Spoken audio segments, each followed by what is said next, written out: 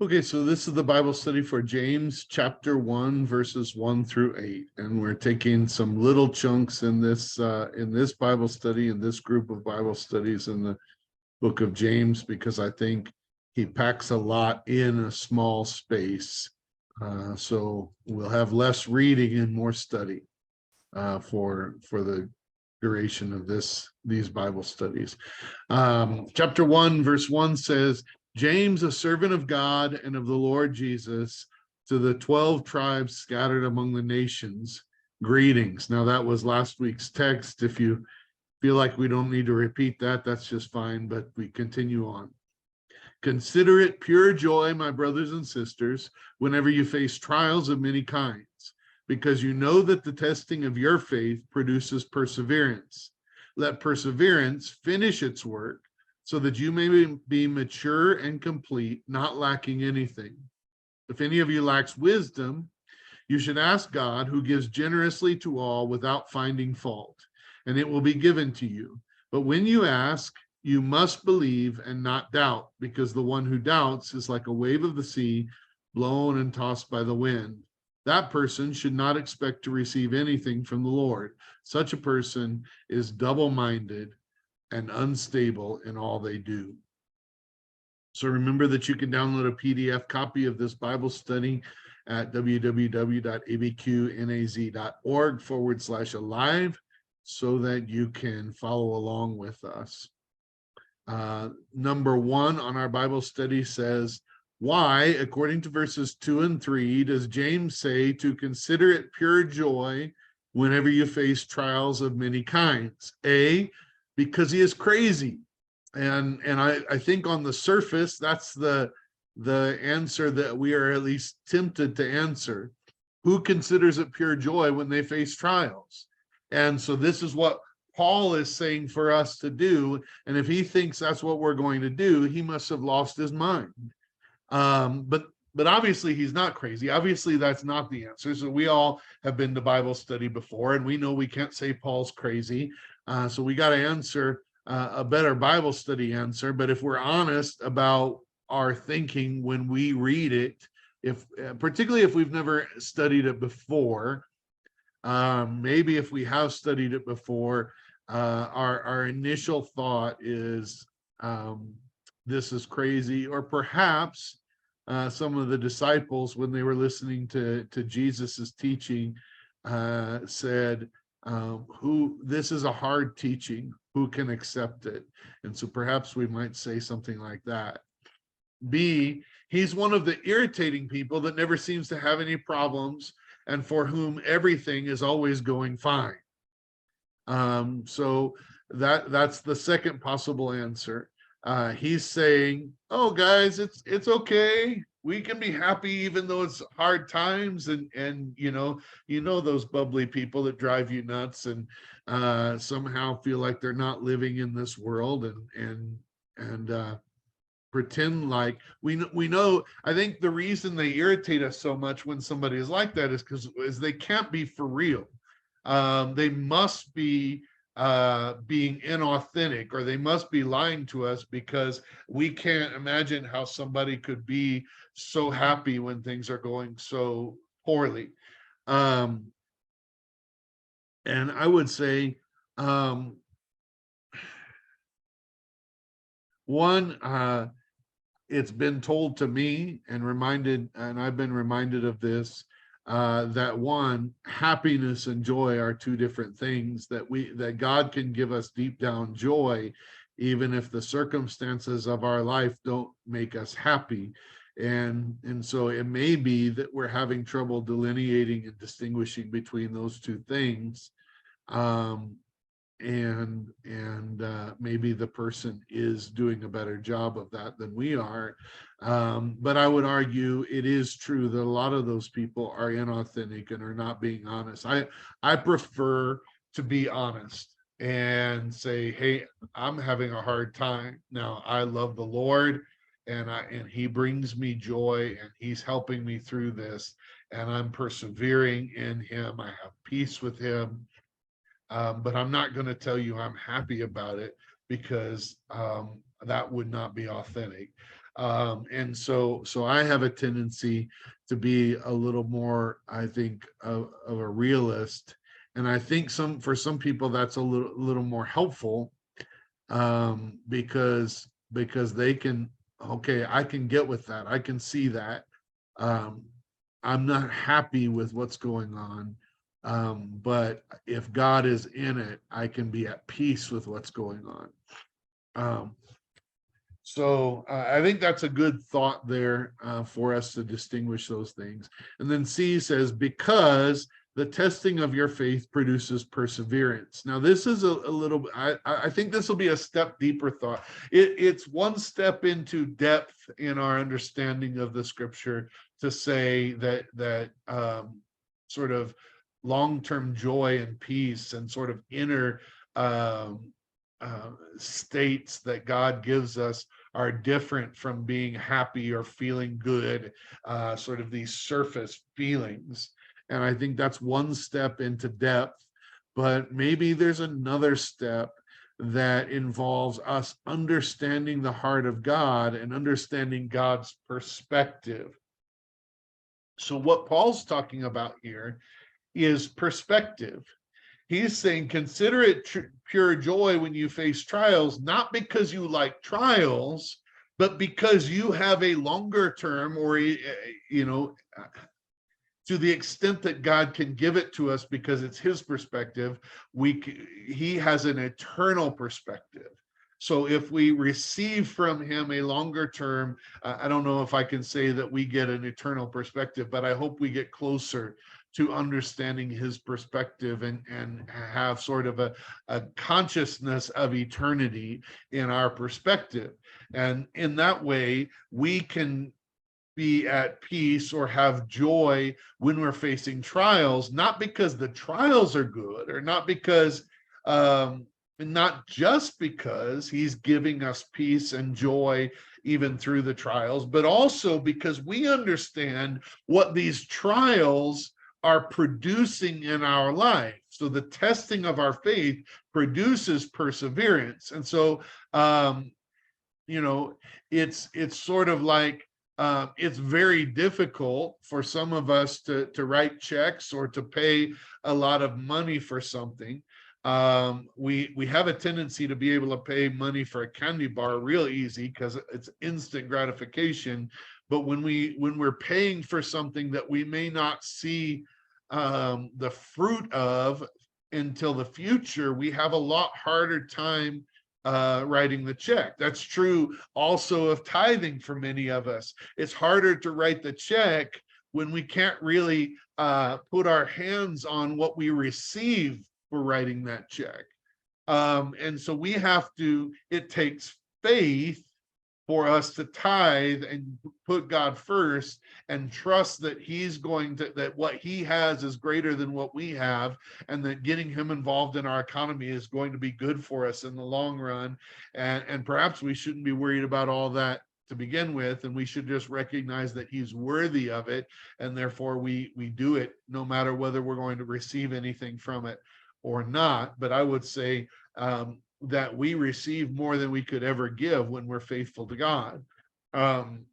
So all of this is talking about, are we willing or are we able to see into the future enough, or have that perspective of realizing, if I do this now, it makes a difference down the road. It may not change anything today, but it's going to make a difference down the road. And so that's what Paul is inviting us to consider. He is not asking us to like persecution. He's not asking us to like trials that we go through. He's asking us to consider the outcome of these trials if God has his way, that when we are tested, that it will develop something in us, and that will make us a better person in the future, more like Christ, more the person that God wants us to be. And so we may not like what we're going through right now, but we like what it will make us if God has his way and uses it to mold us. And I think that takes some perspective that probably we don't do very well at holding and remembering. Number two is How is it possible to consider it pure joy when we face trials? A, it isn't. It's just what we say in Bible study because it sounds good. And that's probably what a lot of people would answer if they were being honest. But it's not true. It is possible. And I don't think it should just be, I don't like Bible study answers. I don't think it should just be what we say, because I actually think we should say what is true. So B, he doesn't say we have to like the trials, and that's what we've been talking about. He is reminding us to remember how God uses these trials and works them for our good. Genesis 50:20. Genesis 50:20 has been called the Genesis 50:20 principle. I pulled up King James Version. That's not what I'm going to read. So Genesis 50:20 says, you intended to harm me, but God intended it for good, to accomplish what is now being done, the saving of many lives. So this was a situation, it's a historical context, a story in Genesis of Joseph. And when he comes into contact with his brothers and they're begging for forgiveness because they're afraid that he, with this power that God has given him or authority within that kingdom, that he is going to take retribution on them or to get back at them. And so they're apologizing, and they're for what they did to him because of their jealousy. And Joseph does not hold it against them, but rather says, it's okay, you intended to harm me, but God intended it for good, to accomplish what is being done now, the saving of many lives. So Joseph had the perspective to realize that although he was miserable and put in a terrible situation, and terrible situation after terrible situation in his life, yet God had brought him to this place of authority that he may not have ever come into if it hadn't been for all of that. God had given him the wisdom he needed for that role and that authority. So he had interpreted the dream, and they had saved, and therefore they were able to take care of everybody because he had seen the dream, or he had heard the dream and said, this is what's going to happen. There's going to be years of good fruit harvest, and then there's going to be years of famine. So we need to save up now. And the leader put him in charge of doing that, put him in charge of the barns, and he saved it up. And now he's distributing it. And some of the lives that he's saving is his own family. And God put a person with godly wisdom and insight into that position, so that who knows if Israel is in drought and Joseph doesn't get sold into slavery and all of this happens, if Joseph doesn't die along with his family and along with all of the known world of that time, because nobody told the king to save something up, because nobody was able to interpret that dream. So I'm talking about an alternative history of what would happen if God had not put Joseph into that position. And so we always think, well, if I hadn't gone through all that, I'd have been better off. But the truth is, it's possible that helped develop Joseph's character, and it was the path that God used to bring Joseph into a place to save those many lives. And therefore his end, he would have died in the famine with his brothers if he had not somehow ended up in this place of authority to be able to save his brothers, save himself, save the nation in which he was in this authority. So that's perspective. We have a similar statement in Romans, that it says God works all things for the good of those who love him and are called according to his purpose. This sort of general principle that overarches our understanding of how God works, and is illustrated in the Old Testament in Genesis 50:20. And so that's what we're really saying. How is it possible to consider it pure joy when we face trials? To be able, if we can see what God is doing, and sometimes that's very difficult. Sometimes we can't see what God is doing. We have to trust that God is doing what he said he would do. But certainly if we can see what God is doing, it's easier to consider it pure joy, even though we're facing trials. If we can trust that God is doing what he said he would do, that God fulfills his promises, that God really does work all things for the good of those who love him and called according to his purpose, then we can have pure joy in trials, even when we can't see the outcome yet. And that's the answer. How is it possible?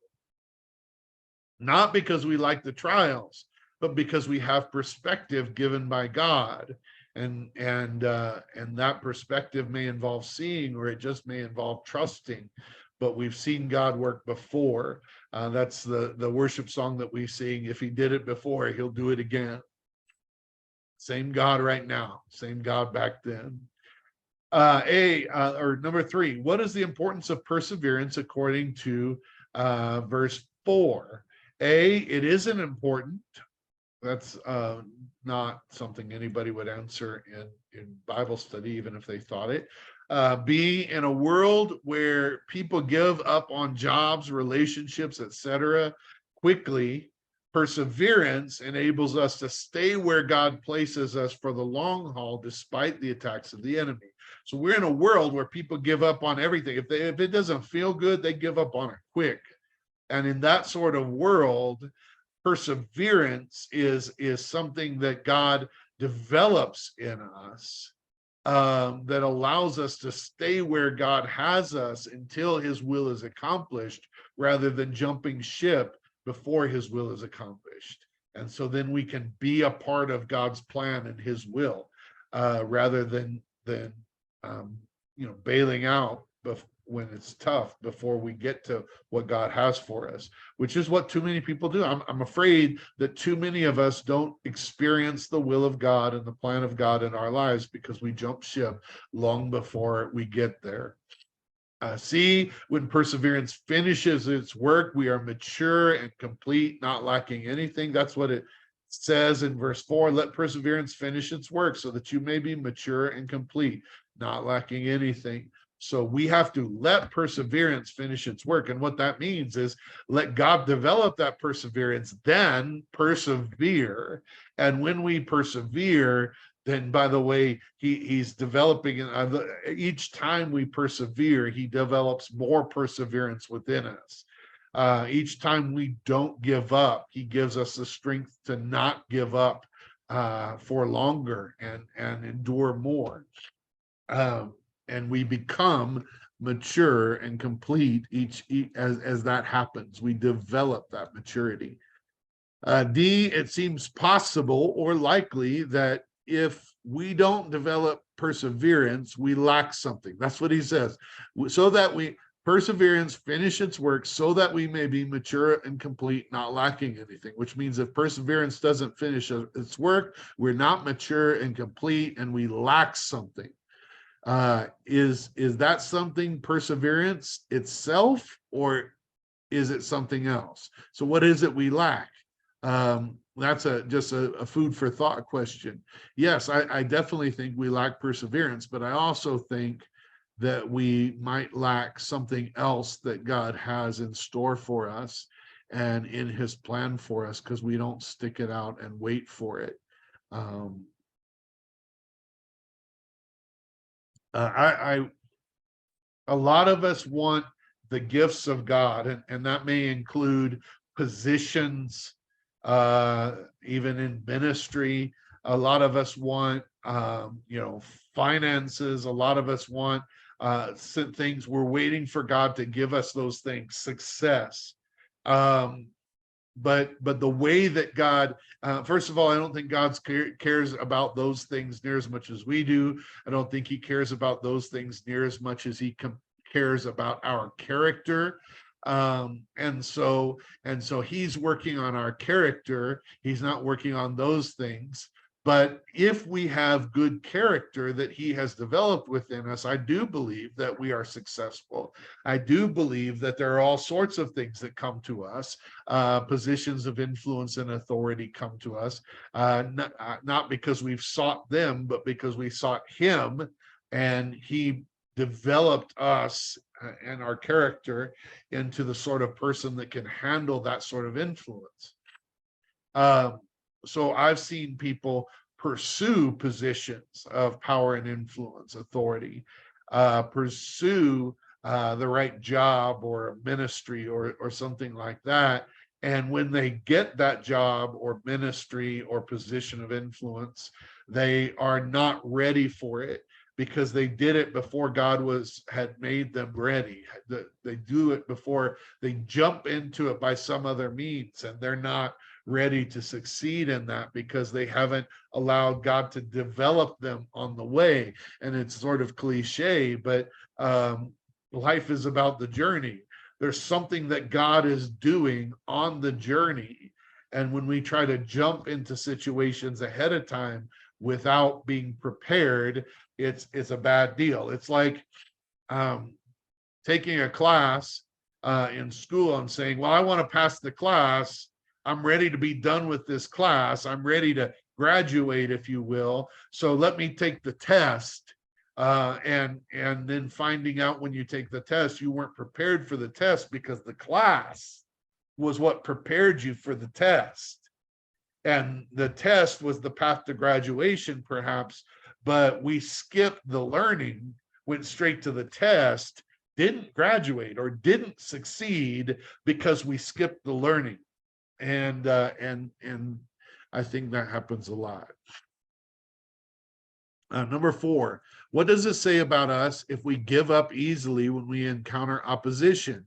A, we're normal. I would say that is true, but who wants to be normal? We're normal in a world where normal doesn't pursue God, doesn't experience the plan of God, doesn't experience the blessing of God, doesn't have anything to do with God. So who wants to be normal?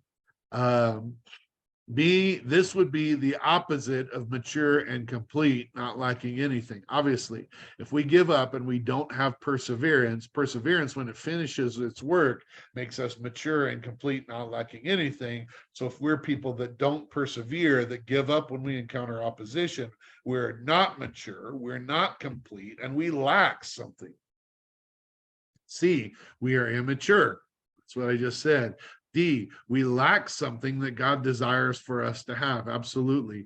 E, we do not yet reflect the image of God, who is using these things to mold us into his image. And I think, so I talked about maturity and then lacking, but in E, we're really talking about what does it mean to be complete. Complete is to reflect the image of God, who is using these things to mold us into his image. So he's remaking us into his image, and we are pushing away the image of God in our life, or the way that he's trying to mold us into his image, because we're not remaining, we're not persevering. Number 5, are you persevering in trials? Yes, no. This is something to consider. Let's think about this. Let's be serious about this. Are you persevering, or do you bail as soon as it gets hard?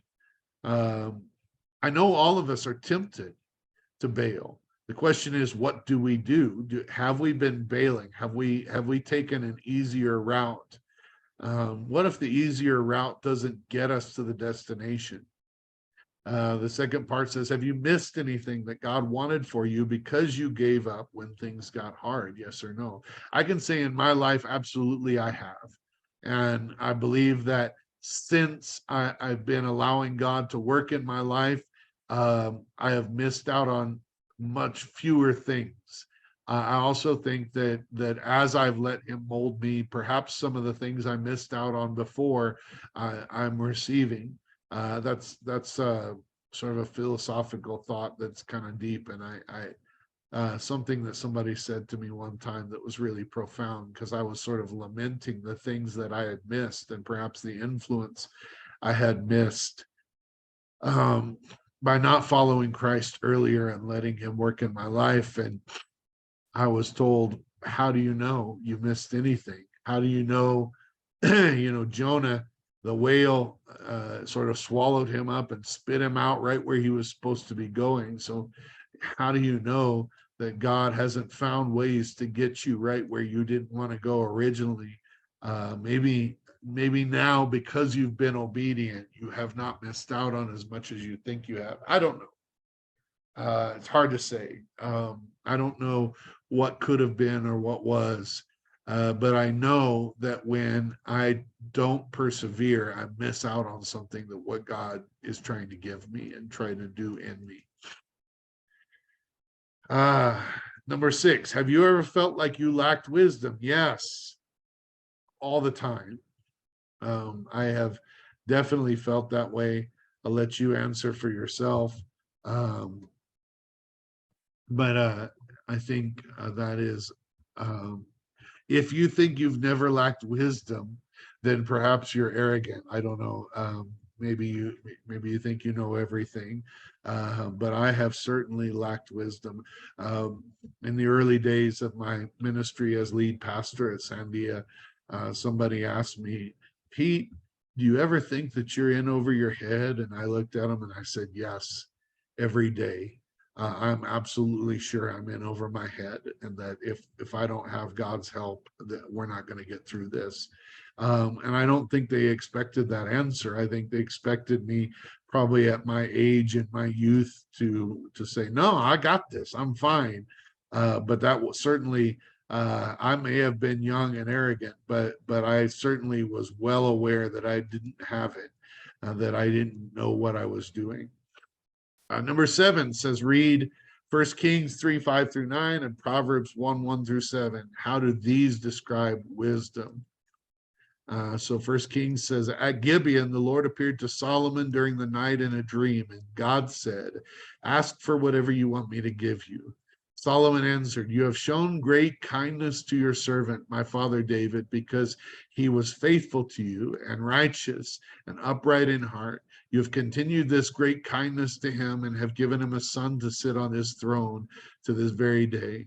Now, Lord my God, you have made your servant king in place of my father David, but I am only a little child and do not know how to carry out my duties. Your servant is here among the people you have chosen, a great people too numerous to count or number. So give your servant a discerning heart to govern your people and to distinguish between right and wrong.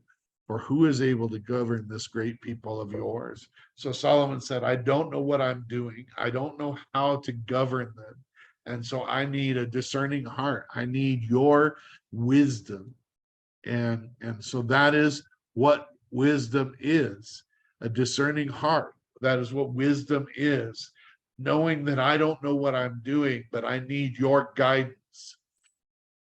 Proverbs 1:1-7 says, the Proverbs of Solomon, son of David, king of Israel, for gaining wisdom and instruction, for understanding words of insight, for receiving instruction in prudent behavior, doing what is right and just and fair, for giving prudence to those who are simple, knowledge and discretion to the young. Let the wise listen and add to their learning, and let the discerning get guidance.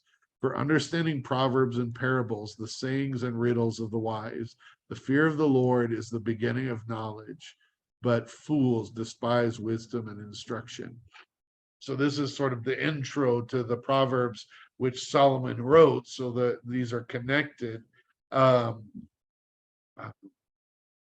So it's saying this is for gaining wisdom.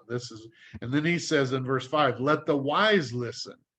So if these are for gaining wisdom, but he's saying let the wise listen and add to their learning. And I would say we're beginning to see what wisdom is, recognizing what we don't know and being willing to listen to someone else, add to that wisdom or add to that learning and get guidance. The fear of the Lord, and this may be the ultimate answer, the fear of the Lord is the beginning of knowledge, but fools despise wisdom and instruction.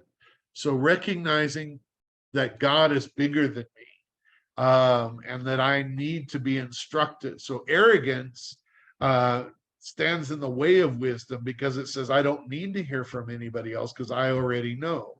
And I've even in the last week or two, I've sat down with people that I I'm giving them advice, and I'm not saying that I know everything or know how to do ministry and everything, but I've sat down with people that have said they don't know what they're doing, but then in the next breath told me they disagree with me about how to do something. Well, which is it? Do you not know what you're doing, or do you know what you're doing and you disagree with me because you got it all figured out? And I think that's I can't tell you how many people I've said I've heard say I need help, but then when you try to help them, they know better than you. Well, you can't get help. You can't get help unless you want help. You can't saying you need help is not enough. You have to receive the help that is given. So wisdom is humility.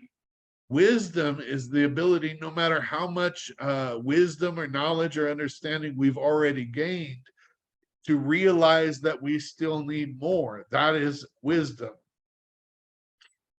Number 8 says, what does James say we should do if we lack wisdom? So this was sort of an intro. We jumped away from James to introduce this idea of wisdom, but now we're jumping back to James 1, 5, and 6, and it says, if any of you lacks wisdom, you should ask God, who gives generously to all without finding fault, and it will be given to you.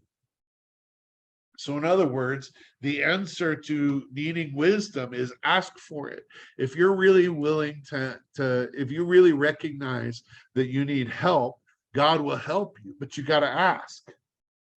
If you don't think you need help, you're not going to get any help. You never will. If you want to tell everybody else what you know about how to do it, then people are going to stop helping you. They're going to let you fall on your face.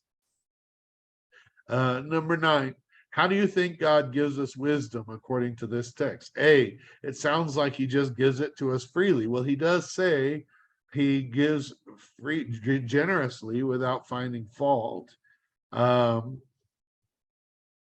Let's put a pin in that and pause for a second.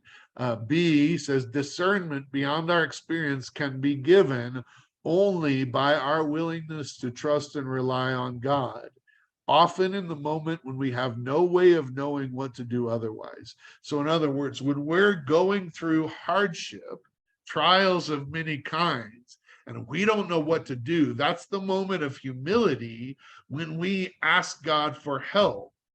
And he helps us, because when we have everything figured out, we don't ask for help. So we don't grow, we don't develop, we don't have any wisdom. So God gives generously, but the way that he can give it, certain things can't be microwave learned. Certain things can't be prepared without a difficult process. And if you're only willing to go through the microwave version, you're probably never going to get it. So you got to go through the hard times, recognize that you need God, because that's when you're going to ask, and he will help you.